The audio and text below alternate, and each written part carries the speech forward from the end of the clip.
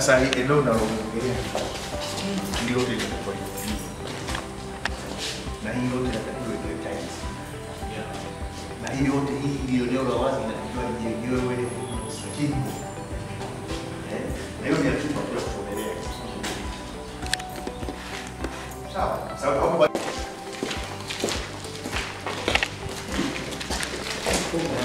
Na nini? Kwa sababu uwezo ukaruhusu watoto waje.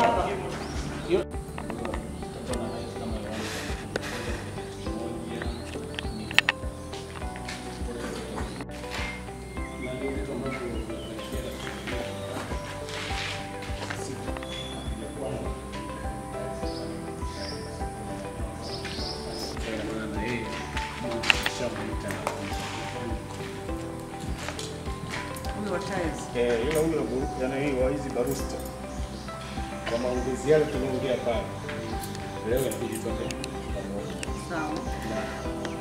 Bango kama unavyosema inatakiwa site ionekane iko active, ni kwamba yachome hapa sababu umeme sio umeme huko, yachome hapa inataka kuwa tayari kama sio ndio kitu ambacho tunakipanga kisha kipanga siku ya leo shaifani kwa bado inahitaji maboresho na mwisho wa siku bado tutahitaji mtambo kwa ajili ya kupunguza mazingira yao yamenyoka vizuri. So kwa majembe kidogo inakuwa ni changamoto kama mhandisi alivyosema barabarani baadaye kwa hiyo. Sasa kwa maelekezo tulionayo kutoka TAMISEMI kwamba waingie hao kidato cha kwanza. Naam. Kwa shule hii wakati inajiandaa kuingia wale wa level form 5 mwaka huu na isivuke tarehe 28 mwezi wa pili. Kwa wewe kwa kazi mnayoifanya kama engineer msimamizi mkuu, ni lini unategemea kwamba tulete watoto hapa au waanze kusoma katika shule hii?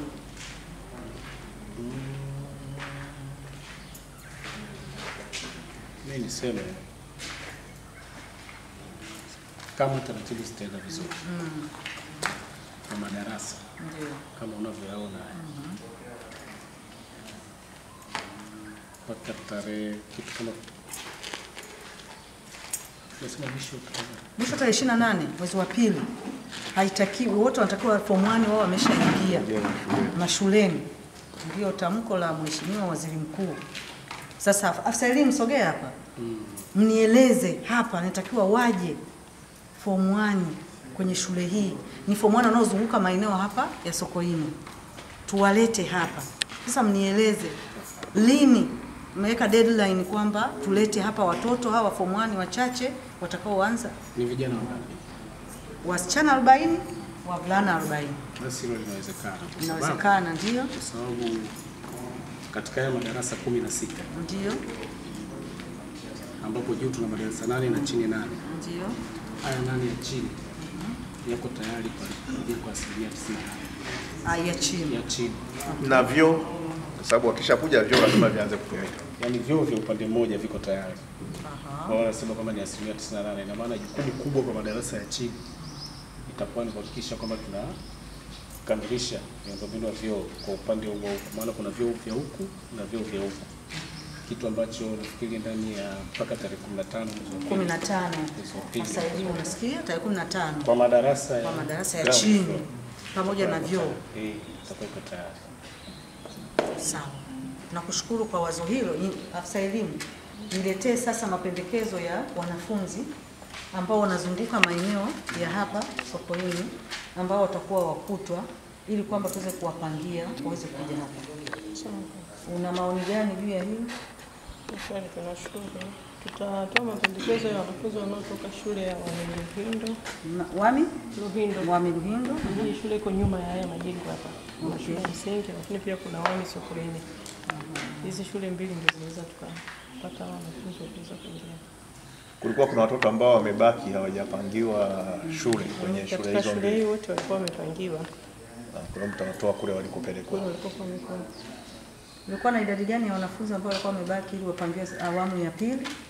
Jumla walikuwa wanafunzi 834 lakini sio katika shule ya Wami. Wako kwenye shule zingine. Lakini naamini sasa kwa wamepanda wote. Unakumbuka tuliwaelekeza hivyo? Ndio. Ili waweze kuingia wote darasani. Ndio. Lini unaniletea hayo mapendekezo wanaokuja hapa? Hata ndio tufanye maandalizi. Yatapatikana kesho kwa sababu saa hizi ndio kazi inayofanyika pale ofisini ya kuacha. Na mapendekezo ya walimu hata wanafunzi hawezi kuja wenyewe hapa. Nayo Mapendekezo ya walimu yataambatana pamoja na kesho. wanafunzi ndio. Basi ni washukuru. Nimkaribishe injinia kwa ajili ya maendeleo ya ujenzi hapa. Karibu injinia kwa mwongozo wa ujenzi unaoendelea. Nashukuru Elimu mkoa. Ya kama tunavyoona kazi inaendelea japo sio kwa speed ambayo tungeipenda tulitarajia. Nadhani maelekezo kama tulivyokuwa tumeelekezana kwenye kikao, kipaumbele lazima tuweke kwenye madarasa kwa sababu shule sasa tunahitaji aanze kufanya kazi kutoka tarehe 28 mwezi wa pili. Kwa hiyo umaliziaji wa madarasa iwe ni priority namba 1, ikiwa ni pamoja na miundombinu ya vyoo, sababu watoto immediately watakapopokelewa watahitaji wapate hiyo huduma. Lakini pia tusisahau swala la usafi, landscaping katika eneo la madarasa na administration block. Hiyo itaenda sambamba na umaliziaji wa madarasa lakini na jengo la utawala. Umaliziaji wa jengo ni kitu kimoja, lakini pia kwa sababu tunahitaji watoto waanze sasa kutumia madarasa haya, nadhani pia tutahitaji kupata hizo meza na viti. Kwa hilo nalo lazima liingize kwenye mpango kazi wa mwanzo kwenye madarasa yale tulivyosema, madarasa ya chini angalau ya ground floor, basi fanisha zake nazo tuzifikirie. Lakini kwa kuna maelekezo pia ya katibu tawala kwamba hata fanisha tunazozinunua hebu tujaribu kuangalia ziendane na jina la shule. Tusinunue fanisha ili mradi. Lazima ziwe fanisha kidogo ambazo zina akisi maana ya kujengwa kwa shule hii. Kwa hilo nalo naomba lizingatiwe. Lakini mtoe rai tu kwamba hizi kazi za umaliziaji wa madarasa basi ni vizuri zianze. Ni vizuri zianze. Tusiendelee kuchelewa. Tutafute namna yoyote ambayo tunaweza tukawezesha umaliziaji wa madarasa uweze kufanyika kwa haraka. Tunafahamu taratibu za manunuzi zinaweza zikachukua muda mrefu. Hebu tafuteni namna yoyote, sababu halmashauri ni taasisi. Mnafanya kazi na wadau mbalimbali. Angalieni namna ambavyo mnaweza mkafanya ili umaliziaji wa madarasa basi uweze kufanyika kwa haraka. Kipindi tunaendelea kuangalia taratibu za umaliziaji wa majengo mengine. Nadhani tumeelekezana hapa. Kuna swala la balusters ni muhimu sana. Kuna swala la tiles ni muhimu sana. Kuna swala la ceiling. Lakini kuna swala la koti moja ya rangi kwa ajili ya kuifanya sasa majengo yetu yaonekane ni mapya, sababu yamekaa muda mrefu, yamechakaa. Lazima tuyapate rangi angalau mkono mmoja. Lakini usafi, mmesema mmeanza, ni kwamba mmeanza lakini hamjakamilisha, kwa sababu bado nikiangalia naona usafi bado hauja yani tukisema leo watoto tunawaleta hawawezi wakaingia, bado hakujawa kusafi. Nafikia mmefanya ule usafi wa kwanza ambapo mlikuwa mnatoa ule uchafu ulioko kule ndani, lakini kuna hatua ya pili pia ya kufanya sasa at least majengo yaweze kuwa sawa sawa. Sijui injinia unasemaje? Tunaanza kesho. Sasa.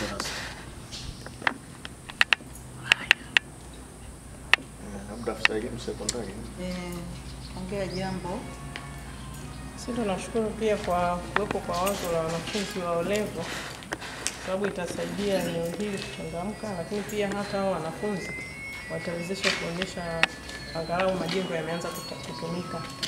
Sababu majengo kwa mfano madarasa na jengo la utawala ni muda mrefu na yalikuwa hayatumiki, na fedha tunapata kidogo kwa awamu, hali ambayo tukisema tusubiri mpaka mradi wote ukamilike, majengo mengine yanaendelea kuchakaa.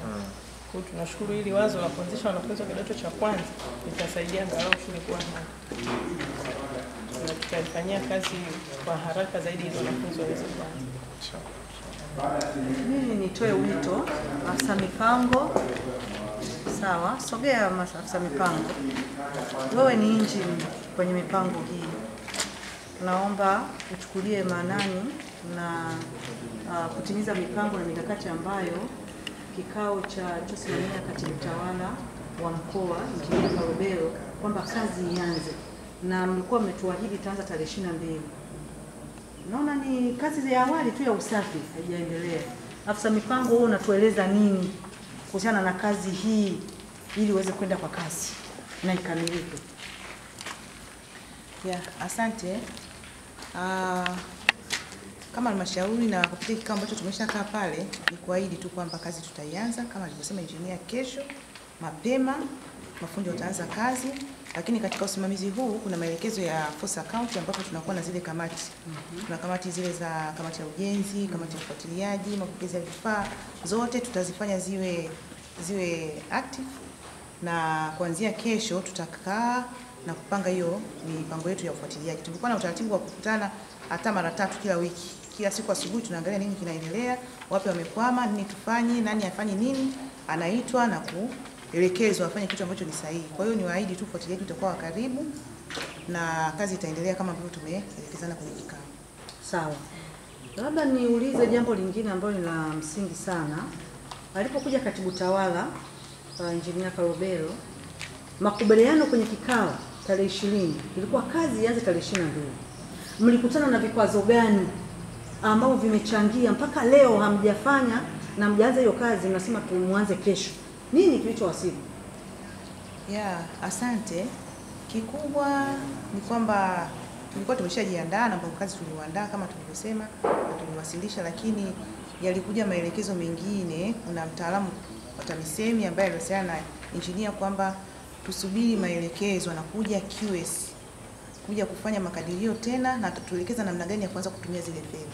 Kwa hiyo hapa kidogo tukasheki, japokuwa taratibu za ununuzi wa vifaa zilikuwa zimeanza. Kwa hiyo tukawa kidogo kama tumeshikwa na nani kidogo, lakini kwa maelekezo ya leo basi tutaanza utekelezaji, na kama kutakuwa na mapungufu yoyote basi tutaendelea kuuliza wapi turekebishe, kwamba huo uoga na kupokea maelekezo huku na kule na kule tutakuwa tunarudi tena kujiuliza kwenye ngazi ya mkoa kwamba tunaendaje hapa, kwa sababu umetuambia kwa sasa hivi tuanze kazi kwa kasi, tusiwe na uoga na kupokea maelekezo mbalimbali. Tuje tuulize tena kwamba hapa tunaendaje, tumeshapokea maelekezo huku lakini huku tunaambiwa hivi, tufanyeje? Tutakuwa tunarudi tena kwa ajili ya utekelezaji. Mimi nikushukuru kwa hayo maelezo, lakini nina jambo moja. Zile kamati za kufanya shughuli hizo nazo zilikuwa zinasubiri maelekezo. Kwa nini hamjaitisha hizo kamati na mkazipanga zikaanza kazi? Kwa sababu hiyo haihitaji maelekezo yote ya engineer wala kutoka mkoani wala TAMISEMI wala nini. Kwa nini zile kamati hapo? Naomba afisa elimu ajibu. Afisa elimu sekondari, zile kamati, hii ni shule iko chini yako. Zile kamati kwa nini zenyewe bado hamjapanga, na zenyewe zinahitaji maelekezo yote kutoka TAMISEMI au kutoka mkoani? Kamati zinatakiwa tu kuhuishwa kwa sababu huu mradi wakati unaanza tayari kamati zilishaundwa kwa muundo wa force account na zipo. Isipokuwa utendaji kazi ulikuwa bado haujaanza, na kuhuishwa kwa maana kwamba kuna watu 2 watatu ambao wamehama, lakini kamati kama kamati zipo. Mmeshauisha? Labda tusaidie. Hizo kamati tulisha ziprint zile za zamani, tukampelekea mkurugenzi. Kwa sababu jana aliniita. Ilikuwa kati ya leo na kesho tukae, lakini kwa sababu ya baraza akaniagiza kwamba ndio tuwataarifu wote ili Jumatatu tukae zile kamati zote ziweishwe na kutoa majukumu. Kwa nini Jumatatu? Wakati maelekezo ya katibu tawala ilikuwa tarehe 22 kazi ianze. Na hapa tumeshatoa maelekezo kesho kazi ianze. Mtaanzaje hizo kamati azijue tunasema mpaka Jumatatu? Mtaziweka lini sasa ili waje? Kwa sababu ile hizo kamati mtafanyaje kazi? Kwa kuanzia kwanza kamati haiwezi kusimamisha kabisa kazi kwa sababu kama kazi ambazo ndogo ndogo zimeonekana kama engineer alivyosema, kuna yule fundi wa kuweka frame kwenye vyoo, lakini kuna usafi ambao tuliagizwa. Kwa hiyo kazi ndogo ndogo za kuanza na sisi manunuzi kule kwa tumeshazipokea. Kwa hiyo kamati sio kwamba zitasimamisha kabisa kazi ambazo za kuanzia zisiendelee. Kazi zinaendelea, lakini mkurugenzi alichoomba tu kwa sababu leo na kesho kuna baraza, akasema zile kamati zote kwa taarifa wajumbe waje, kama kuna wengine ni wakubadilisha kidogo anaweza akaboresha mwenyewe alichotoa. Hauoni kwamba Jumatatu ni mbali kwa kasi hii tuliokuja nayo? Sioni kwa kweli kama ni mbali, kama nilivyosema hakuna ambacho kinaweza kikasimama kabisa kwa sababu ya kamati zile kutoka. Hapana, wale ndio wasimamizi wakuu. Hata kama ni kazi ndogo ndogo lazima wapate taarifa, au ndio wasimamizi wakuu.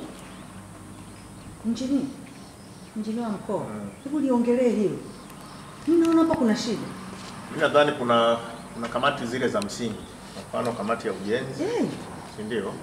Kamati ya manunuzi, kamati ya mapokezi, si ndio? Kwa sababu hata kama tunaanza zile kamati kwa wajumbe waliopo, hata kama hawatimii ile idadi iliyokuwepo, nadhani ni vizuri washirikishwe na waelezwe kwamba kuna kitu kinaanza na kina uharaka. Sawa, kila watu watekeleze yale majukumu kwa sababu already wanayafahamu. Ninafahamu kamati hizo zilikuwepo kipindi mnaendelea na ujenzi huu. Kwa hiyo ni swala la kuangalia tu, hata kama kuna wawili watatu wamehama, wanaweza kubadilishwa baadaye, lakini wale wengine waliopo waendelee kutekeleza majukumu yao. Sasa tunalichukua. Sisi tunaomba tupokee kama angalizo kwa haraka waliopo anze kazi. Kama ulivyosema hii speed, yani tuanze kwa speed, kwa maana ya kwamba kesho na sisi basi hata leo hii tunaweza wale ambao wapo tukaongea nao kwamba kazi tunaanza haraka, kwa hiyo muda wote tutatakiwa kuanza kazi. Wakati hizo taratibu nyingine zinaendelea za kuhuisha na vitu vingine. Lakini afisa mipango, kuna jambo mimi limenisikitisha. Mimi jana taarifa niliyopewa kutoka TAMISEMI ni kwamba fedha zimeshahama kwenda kwenye shule ya msingi Wami Dakawa. Lakini leo nasikitika, wanasema hela hazijaenda. Hilo jambo kwa kweli limeniumiza kidogo. Nini kimechangia? Kwa sababu fedha zilikuwa zimeshaenda, ingekuwa rahisi, na kule juu wanajua fedha zimeshaenda. Nini kimechangia mpaka kwa nini fedha hazijaenda kwenye ile shule?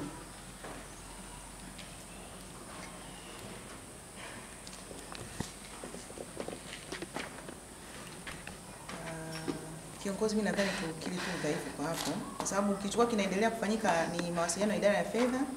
Walikuwa wanataka kupata uhakika wa ile account. Mimi naomba tu tuombe radhi kwenye hilo. Na leo tu nakuhakikishia tutakamilisha ile kazi. Jamani, mimi nawaeleza nyinyi viongozi wenzangu. Hapa kuna tatizo michakato isiyoisha. Injinia, mimi nasema kutoka moyoni. Michakato afisa elimu. Michakato. Tatizo ndio hilo. Mnafanya tu michakato haifiki mwisho, kazi ikafanyika. Niwaombe. Michakato ifike mwisho, au tiputi itoke. Kazi iende kwa kasi. Sawa? Tuongeze kasi, tuondoe hofu. Tuwe mashujaa, lakini teamwork. Ninaona hapa hakuna teamwork. Injinia, halmashauri, afisa elimu, mipango, manunuzi, kuna kama kautengano. Naomba sana mkae, tumetoka kwenye kikao cha pamoja, lakini baadaye mkae wenyewe. Muondoe tofauti zenu, muongeze umoja, kwa sababu umoja, mnakuwa wamoja katika tofauti zenu. Yaani maisha ndivyo yalivyo. Hata katika familia, mke na mume, sio wanakuwa na tofauti fulani, lakini wanakuwa wamoja katika tofauti zao. Naomba injinia, afisa elimu, mipango, manunuzi, pamoja na yule wa fedha DT, mkakae. Mimi ndio ombi langu. Mkakae nyie. Muondoe kama kulikuwa na tofauti zenu, muwe nazo, lakini mseme tuwe wamoja katika hizo tofauti ili kazi hii iendelee. Na shule hii ya Sokoine Memorial ujenzi uanze na ikamilike ili watoto waingie hapo wasome. Unanielewa afisa elimu? Na wewe ndio user department, unatakiwa uwe aggressive. So aggressive au afisa mipango au manunuzi. Au engineer. Wewe hapa ndio mwenye nyumba, mama mwenye nyumba. Sasa wakati ukisema, namsubiri manunuzi, namsubiri engineer atakavyoniambia. Uwe aggressive ili kazi iweze kwenda. Madam Sagani, unamsikia? Tushirikiane. Na wote. Wewe ni tuko pamoja, niko ofisi ya HCM. Hivi tusaidiane jamani, hali sio nzuri. Na support tu maelezo ya mkuu wangu. Alisema pamoja na kwamba kazi za kamati zimepangwa kuhuishwa rasmi Jumatatu, lakini kazi zinaendelea. Kwa mfano mimi niko hapa kama kamati ya mapokezi na utunzaji vifaa. Tuko hapa tayari tunaangalia stock ya zamani na tunategemea kupokea mpya ili tuko kazini. Na mjumbe mwingine yule. Hebu tueleze nani afisa taaluma? Afisa taaluma tueleze. Kwa sababu wewe ndio mwenyeji hapa. Afisa elimu huyu amekukuta wewe. Una changamoto gani mpaka leo hii shule iko hivi? Hebu tueleze. Nini kimekukuta wakati fedha zimeshakuja? Changamoto labda ni taratibu tu za fedha ambazo zinaendelea. Lakini kazi ambazo zinaendelea, mimi ni mmoja hapo katika kamati ya mapokezi. Na wiki hii tulikuwa na kazi ya kuweka fremu za milango kwenye vyoo. Na jana tumemaliza kuweka na fundi ameshaikamilisha. Kazi iliyobaki ni fundi wa kuweka niru kwa ajili ya kukamilisha. Ukisema hivyo hatujakuta sisi mtu site hapa, unasema kazi zimeanza. Mbona hatujaona fundi yoyote aliyoko hapa anaendelea na kazi? Fundi aliyekuwa anatengeneza frame tayari amaliza. Na sasa hivi yupo amekuja kwa ajili ya taratibu zingine. Kazi nyingine ambayo itaendelea ya ujenzi, ambayo atapata maelekezo kutoka. Jamani, inawezekana tunafanya lakini kwa taratibu sana. Kiongozi hapo utakubaliana na mimi. Kwa taratibu sana, hamna speed inayotakiwa hapa. Kule kwenye store yenu mna vifaa gani ambavyo tayari mnavyo? Tuna vifaa vya zamani. Tuna simenti ngapi? Tuna tiles ngapi? Simenti hatuna, lakini tiles tunazo. Tuna listi kubwa. Tuna wall tiles za size hii, box 230. Tuna floor tiles za size hii, box hizo. Tuna floor tiles tena za size hii, hizi tuna skirting tiles 35. Tuna vifaa vichache lakini vingi kama vinavyoonekana. Hivi vya umeme naona, hivi vya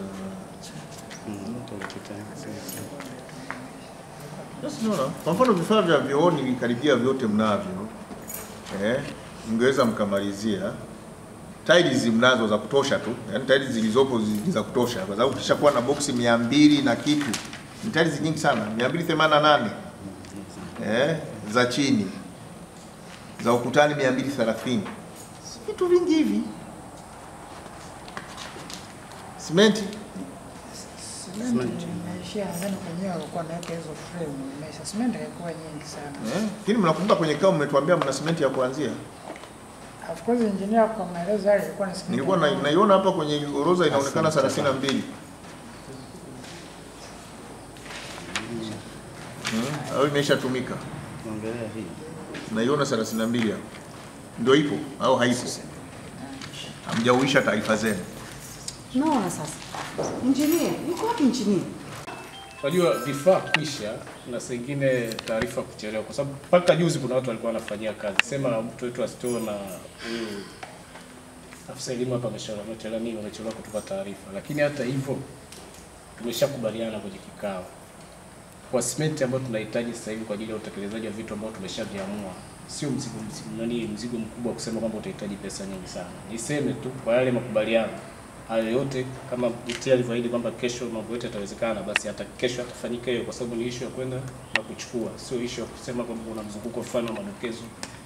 Kwa kesho speti itapatikana hapa kama jitia atatuwezesha kwa wakati. Sawa, nitoe rai tushirikiane. Sawa viongozi, hii kazi ni ya kwetu wote, mkoa na halmashauri. Nikuagize kila siku kuanzia leo niletee taarifa ya maendeleo ya hii shule. Nini kimefanyika, nini kimepokelewa, niipate. Afisa taaluma, sogea hapa. Shirikiana na afisa elimu. Kila siku kuanzia leo nipate taarifa nini kimefanyika kwenye shule hii. Nyie ndio user department. Haya yote yanafanyika kwa ajili ya idara yako. Na nyie mpo hapa na niwakilisha mimi RIO. Na mimi namwakilisha nani? Bea kule juu. Na katibu mkuu TAMISEMI. Sawa? Sawa. Simamieni hapa vizuri. Na nyie ndio aggressive na ukiwezekana mpange huyu ndio asimamie huku muwe pamoja. Wakati mwingine unakuwa kwenye vikao. Yuko huko kila siku. Taarifa za mbona zinapishana mfanye vizuri huko mbona iendelee sioni kinachoendelea? Huko unafanya nini? Sioni kinachoendelea. Nileteeni taarifa nione nitaenda kwa engineer tutashauriana na katibu tawala. Sawa viongozi? Ninasema hivi kwa uchungu kwa sababu hili jambo jamani sio zuri. Unaweza mkao mnaona tu hivi tunatazama tunaangaliana tu hivi, hili jambo hapa halijakaa vizuri. Sio zuri. Na unaponiletea taarifa, usiniletee tu changamoto. Nione kazi iliyofanyika ni nini. Sawa Basi labda kama kuna mtu mwenye neno anahitaji kuongea kitu aongee tumalizie hapa, tusubiri session nyingine ya wageni. Na neno tu dogo, nilikuwa naomba msaada kwamba katika milioni 700 tulizopokea nje ya bajeti tumefanikiwa kupata vifungu vya milioni 328 tu ambazo tutaenda kulipia kwenye shule ya hapa jirani. Maana yake bado kiasi cha fedha midakao. Kiasi cha fedha kilichobaki maki hatutaweza kulipa mpaka tutakapoweza kusaidiwa namna nyingine. Baada ya kufuatilia, TAMISEMI wametuambia bado kibali hakijatoka. Kwa hiyo ni solution waliotupatia tu ili angalau tuanze kazi. Kwa maana hiyo kibali kinatakiwa kitoke hazina, kwamba Wizara ya Elimu ndio waliotoa zile hela moja kwa moja kuja kwenye halmashauri bila kupata kibali kutoka hazina. Kwa hiyo mpaka kibali kitoke ndio tutaweza kuingiziwa hii budget kwenye mfumo na tuweze kutumia katika utaratibu unaotakiwa. Kwa hiyo bado kuna kiasi kilichobaki katika hiyo 328 ambacho tunatakiwa tusaidiwe kupata hicho kifungu cha kuweza kuendeleza hayo malipo. Kwa hiyo niombe kwamba basi mkoa na wenyewe waendelee kutusaidia kufuatilia ili utaratibu wa kawaida unaotakiwa kupata kama ni hicho kibali kipatikane, ili bajeti inayoeleweka sasa kwa hela iliyobaki iweze kuingizwa kwenye mfumo tuweze kulipa. Na hii hela 328 maana yake ni hela za EPFR ambazo tulitarajia zitapokewa katika shule mbalimbali. Maana yake nini? Maana yake kama watapokea wale kwenye zile shule, maana tumeshaondoa hivyo vifungu vimekuja kwenye shule ya karibu. Kama watapokea hizo hela maana yake hawataweza kufanya matumizi tena mpaka tena utaratibu ufanyike wa kupata vifungu vingine. Kwa hiyo niombe basi hiyo milioni 700 bado kibali kitolewe na wizara na hazina ili bajeti hiyo milioni 700 yote iingizwe kwenye mfumo katika utaratibu wa kawaida na malipo yaweze kufanyika. Asante, nimepokea maombi yako. Na uzuri wageni wanakuja. Ndio. Madam Nusu na timu yake wanakuja hapa. Ni vizuri uweke kwenye maandishi. Sawa kutokana na maelekezo ambayo umepewa ya hizo fedha, weka kwenye maandishi, mshirikiane afisa elimu ili watakapokuja tuwakabidhi. Wao na mambo mengi ya nchi nzima, fikiria. Na tunapofanya hivi usitegemee kwamba wao ndio watakupressurize wewe au sisi mkoani. Nyie mlibebe kama ona wa hii kazi. Sawa. Mimi nimelipokea, tutashirikiana na engineer, lakini wewe uone na utoe. Unapotoa changamoto ndio toa pia, je, ufumbuzi unaweza kuwaje? Ndio. Sawa. Unapoeleza hiyo changamoto hiyo ya vifungu na hizo fedha zinaweza kufikaje, wewe ambaye unategemewa fedha zije, unafikiri utatuzi wake ukoje? Kwa hiyo kwenye ile barua ikiwezekana toa na mapendekezo. Hamna shida. Sawa makosa kama yalifanyika nyuma tuyaache, vifaa vije, kila mtu achukue wajibu wake, atimize wajibu wake kwa wakati, tulisongeshe dumu liende. Nina imani vifaa kama vitakuwa site kwa wakati, mafundi wakiwepo hapa, kazi itaenda on time. Kwa nini ulikuwa na woga wa kusonga mbele kufanya kazi hii? Nakuwa nao kwa sababu gani? Utamleta fundi hapa, fundi yupo anatakiwa kulipwa hapo, hela hamna, namlipa kutoka wapi? Mfumo unagoma au vifaa vijaja, fundi akija site anafanyaje? Kwa hiyo mimi wajibu wangu vifaa vikishafika site, mimi na dini na vifaa pamoja na fundi. Kwa hiyo vitu vifaa vikija on time na mafundi wakiwepo, kwa kazi itaenda, haina tatizo. Vikija wewe unashiriki vipi ili vifike hivyo vifaa? Ila nafikiri namwachia mtu manunuzi ndio mwenye nafasi yake. Wewe nakuuliza unashiriki vipi hivyo vifaa viweze kufika? Maki changamoto ndio hiyo, havijafika. Wewe unashiriki vipi kama engineer hivi vifaa? Mimi kumkumbusha tu kwamba vifaa vinatakiwa vifike on time. Unaosema hilo ndio jamani, tumerelax mno. Hakuna naye msukuma mwenzake.